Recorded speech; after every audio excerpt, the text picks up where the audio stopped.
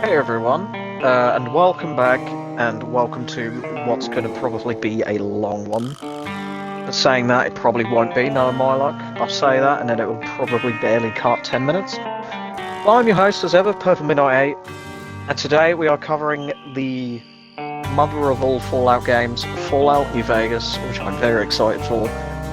Excited to be covering the main game. DLC? Not so much. Sorry, I am being told off by my darling wife. What, because I didn't add you to it? Like you... Anyway. Yeah, anyway, that is my wife, the Obsidian / Petal ASMR, who I will credit. Just because she loves getting a shout out for doing fuck all. Anyway. Anyway, I am covering Fallout New Vegas, the best in the series. If you don't think so, you are wrong. You are correct, but also completely fucking wrong. So everyone can have their own opinions, but not everyone has the correct one. But anyway, if you're not familiar, sit back, relax, and prepare yourselves. So a courier is shot in the head, somehow surviving, may I add, by Chandler Bing from Friends, the late Matthew Perry, not Matt Berry. Don't get mixed up, we love Matt Berry as well. While carrying a valuable package and is dragged into a state on the verge of civil war. Viva Las Vegas, baby. Being an RPG, the player is given full control of creating a courier and playing the game in any way they wish. At the start, you choose your special stats, much like most of the other game, traits and initial skills. Most of the other games, not all of them. As opposed to Fallout 4, which I've covered, and you can watch the review of that and all of its DLCs. Gotta plug it when I can. The skills and leveling up system is more different and complex. As opposed to simply picking skills, much like Fallout 4, where it's just like you level up and pick an ability. Sorry, I'm just petting the cat, you look very upset. Skills are given points, which Yep. Skills are essentially points which determine effectiveness for different things such as weaponry and crafting. But also, every couple of levels you do get a perk. Crafting mainly revolves around food and different chems to help in the wastes. As opposed to 4, you do not craft weapon or armor mods. Rather, they are purchased and applied to your guns, but there are no ones for armor. Which is weird. Weapons and armor have their own durability, which is affected by skills. That I mentioned earlier about weapons and crafting. They can either be fixed by finding a merchant capable of doing so, or by using your Pip-Boy to fix them using kits or weapons that are the same. Or if you get a certain perk, you can use the same type of weapon, so not literally just repairing a pistol with a pistol, repairing a machete with the exact same machete. As long as it's the same category of weapon, that's a better way of saying it. As mentioned, skills are a lot more complex than in the later Fallout games, which is weird to say because I remember that Fallout 76 came out.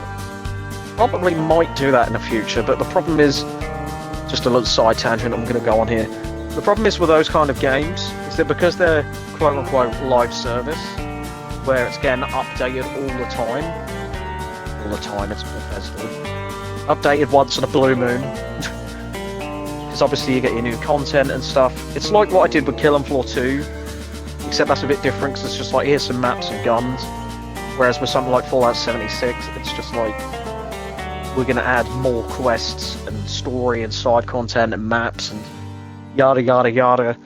It'd be like trying to cover a game that has a battle pass, which will happen in the future, probably. Once we cover them as a main channel, playthrough. We'll get there. There's a lot we've got to figure out with games like that, but we're just keeping it simple. I'm keeping it simple. I don't know why I'm saying we.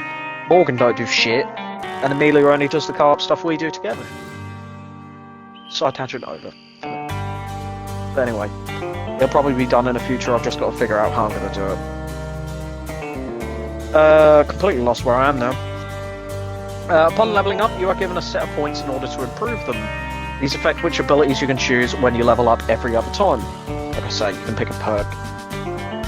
If you don't pick Wild Wasteland at the start of the game, rethink your whole life.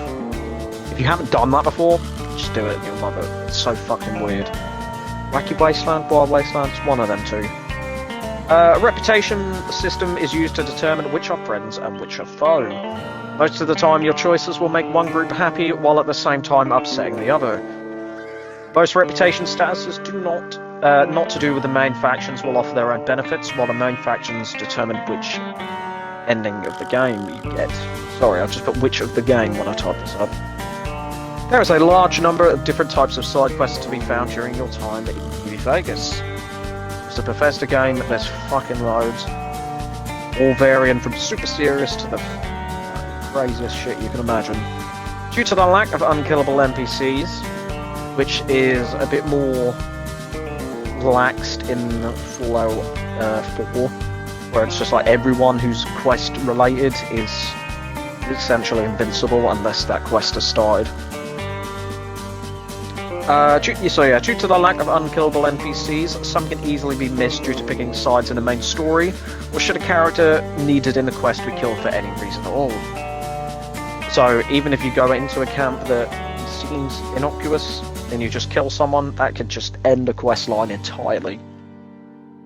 Being Vegas, gambling is available at the game's casinos, giving the option to play many classic games. Unless you're someone like me who only knows how to play blackjack, and only just recently got the trophy or slash achievement, whatever, who cares, for getting kicked out of every casino.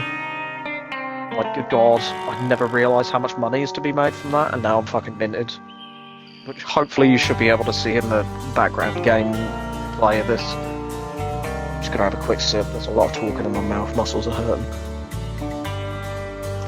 A little sippy sip. Oh, excuse me. I wonder if we could get sponsored by that, what we drink. Sorry, I'm not talking to myself again. Yeah, that'd be funny if we could, because we would not say no to the amount of shit that we drink this getting free. We will not say it in case we do not want to give free marketing out, but if they want to sponsor... Anyway.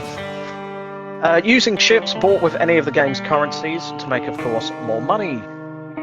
So yeah, you can nick NCR dollars from NCR and then Legion coins. I don't know what you want to fucking call them from the Legion, obviously. Chances of winning can be improved by leveling up your luck stat.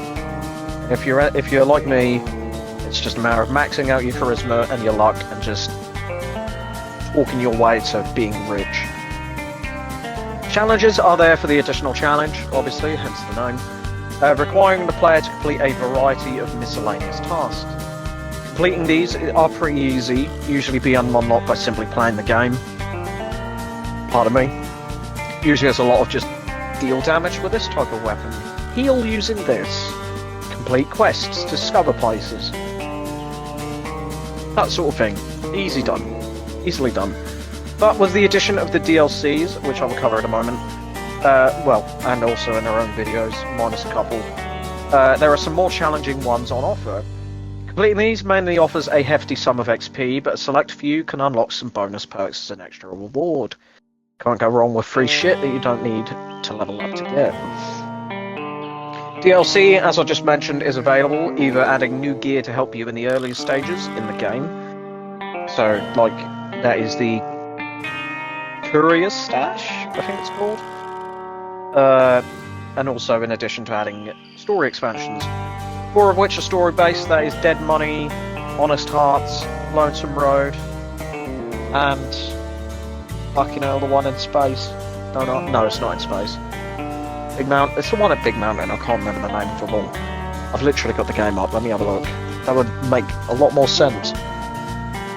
So that is to list all 6: Curious Stash, Dead Money, Gunrunner's Arsenal, Honest Hearts, Lonesome Road, Old World Blues. That's the one. That's the one I forgot. I do this very professionally, if you didn't guess. Yeah, 4 of which are story-based, which, as mentioned, Dead Money, Honest Hearts, Lonesome Road, Old World Blues. And the other 2 are not. Only the story-based ones will get its own videos, because I don't see the point in just being like, it's a DLC where you get shit. That's it. So yeah. New Vegas is undoubtedly the most iconic and best game in the series, if you can sue me. for that if you're wrong. Don't, please. I don't have any money. Sorry. I've replayed the game numerous times, a lot less than I have Fallout 4 because you haven't got mods. And enjoyed each and every one of them. It's amazing. It's always something new every time. It's the most bizarre shit in the world. While I have different views on each DLC, the base game stands up to the test of time. Despite being the shortest development period, it is obviously correctly renowned as being one of, well, the best in the series, as it should be.